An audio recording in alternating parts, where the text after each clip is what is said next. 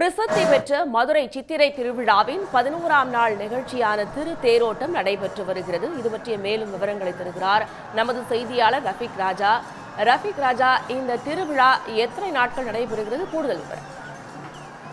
நிச்சயமாக உலக பிரசித்தி பெற்ற மதுரை சித்திரை திருவிழா என்பது கடந்த 29ஆம் தேதி கொடியேற்றத்துடன் துவங்கப்பட்டது. தொடர்ந்து கொடியேற்றம் துவங்கிய நாளிலிருந்து இன்று 11வது நாள். கடந்த 10 நாட்களாக தினந்தோறும் மீனாட்சி அம்மனும் சுந்தரேஸ்வரரும் 4 மாசி வீதிகளும் மாட வீதிகளில் வெளி வீதிகளில் வந்து பக்தர்களுக்கு தினந்தோறும் பல்வேறு வாகனங்களில் வந்து அருள்பாலித்தனர்.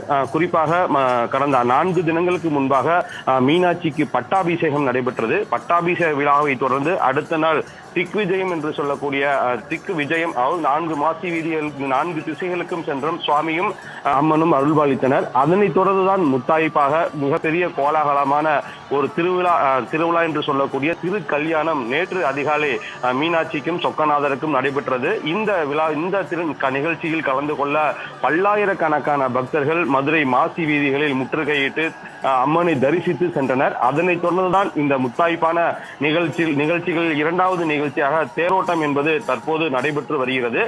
இந்த தேரோட்டம் என்பது அதிகாலை 6 மணிக்கு துவங்கி தற்போது வரை தொடர்ந்து நடைபெற்று வருகிறது. இந்த தேரோட்டம் என்பது கீழ மாசி வீதியில் துவங்கி மேல மாசி வீதி, மேல மாசி வீதி, வடக்கு மாசி வீதி என 4 வீதிகளில் பல லட்சம் பக்தர்களுக்கு மீனாட்சியும் சுந்தரேஸ்வரரும் பெரியார் விடை வாகனத்துடன் 2 தேர்களில் தனித்தனியாக சென்று பக்தர்களுக்கு அருள்பாலித்து வருகின்றனர். 4 மாசி வீதியிலும் நாம் தற்போது பார்க்க முடிகிறது. எங்கு திரும்பினாலும் மனித தலைகள் என்று சொல்லுவார்கள். அதுபோல பல லட்சம் பக்தர்கள் தற்போது மீனாட்சியையும் சுந்தரேஸ்வரரையும் காணுவதற்காக மிகவும் ஆர்வமாக வந்து தற்போது மீனாட்சி தேரையும் சுந்தரேஸ்வரர் பிரியாவிடை உள்ள தேரையும் தற்போது கண்டு மகிழ்ந்து வருகின்றனர். தற்போது சித்திரை வெயிலையும் பொருட்படுத்தாமல் பல லட்சம் பக்தர்கள் மாசி வீதிகளில் ஒன்று இந்த தேர்களை வடம் பிடித்து இழுத்து வருகின்றனர். குறிப்பாக தேரை வடம் பிடித்து இழுக்கக்கூடிய பக்தர்கள் அதாவது மிகப்பெரிய கோஷமான ஹரஹர சுந்தர மீனாட்சி சுந்தர என்ற கோஷங்களை எழுப்பியவாறு இந்த தேர்களை தற்போது பிடித்து இழுத்து வருகின்றனர். தற்போது தேர் வடக்கு மாசி வீதியை வந்தடைந்துள்ளது. இதனைத் தொடர்ந்து இன்னும் சற்று நேரத்தில் தேர் துவங்கிய கீழமாசி வீதியை அடையும். அதனை பின்பு இந்த நிகழ்ச்சி என்பது 11வது நிகழ்ச்சியான திரு தேரோட்டமும் முடிவு பெறும்.